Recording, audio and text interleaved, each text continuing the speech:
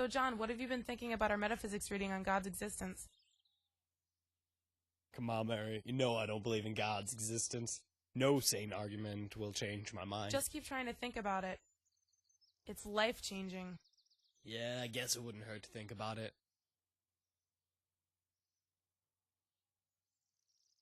Saint Anselm's argument for the proof of God's existence. So let's recap. That than which nothing greater can be conceived. The definition of God. It is greater to exist than not to exist. Therefore, God, being the greatest thing conceivable, must also exist. Something greater than which nothing can exist. I guess that's the idea behind God. But God's just a convention. But I guess I can conceptualize such a being in my intellect.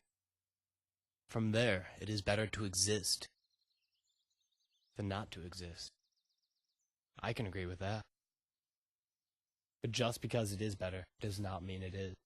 It would be better for me not to be balding, but I am. He's run me in circles with logical word games, but has not given me concrete proof of anything. How platonic. I was born and raised knowing the truth. At least, hell, I don't know. Well, I guess I'm just making a philosophical inquiry, and I may as well make the most of it. I'm an intellectual.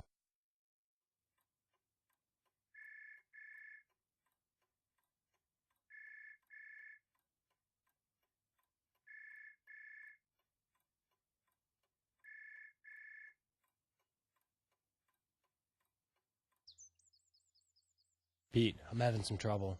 Can you sit down? So it seems to be the problem. The ontological argument is just a bit unfair. It's just a semantical trick. I feel like I'm buying a falsehood the second I start.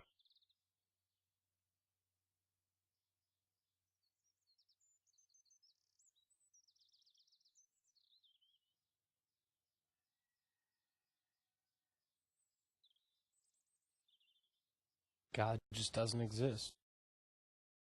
I understand that, but think about this. That than which nothing greater can be conceived, that really is the definition of God. It's not just Anselm's definition. But how can he start his proof with God existing? Not looking at basic syllogism here, a little A to B equals C. Yeah, I got that. So the entire thing's not even an argument. Exactly. It's just an aid to intuition. He takes something most people intuitively know, what God is, and reasons out what should naturally flow from God's essence. Intuition. It's just another way of saying that you have no argument and I have no common sense. I disagree with that. I gotta go. I can't argue about this with you anymore. Okay, just let it weigh on your mind. See you later, bro.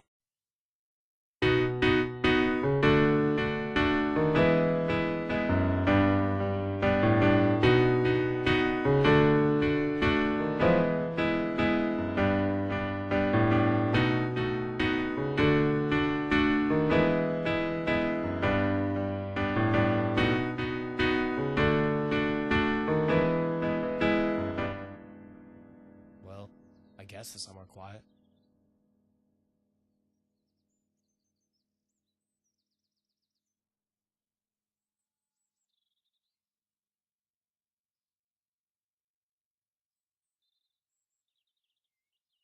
So there's no empirical evidence. I've seen nothing. If it can be proven in the mind alone, well shoot, its opposite should be inconceivable. It ought to be contradictory. God does not exist. That's not a contradiction. Me, being both human and dog, now that's inconceivable. So it is better for God to exist. At least, better for him anyway. The perfect anything else doesn't exist by necessity because they are better that way. I guess I'm not thinking of a perfect God, but merely God himself was perfection in his nature. But that's the point. I need to go.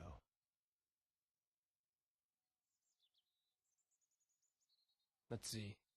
So a thing can be conceived in two ways. I don't know if this part'll even help, but I'll proceed.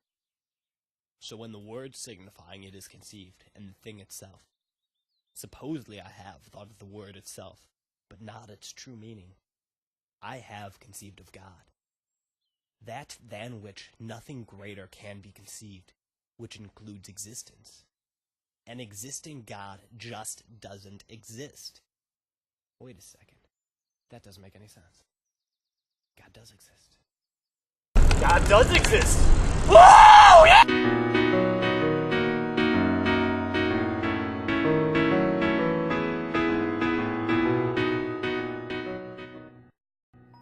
Come in. Hey, John, want to hang out? Have you thought any more about that God question? Here's the thing. I don't care. I give up. And I don't want to talk about it. I am an atheist by my rational choice, and I will not accept your theism.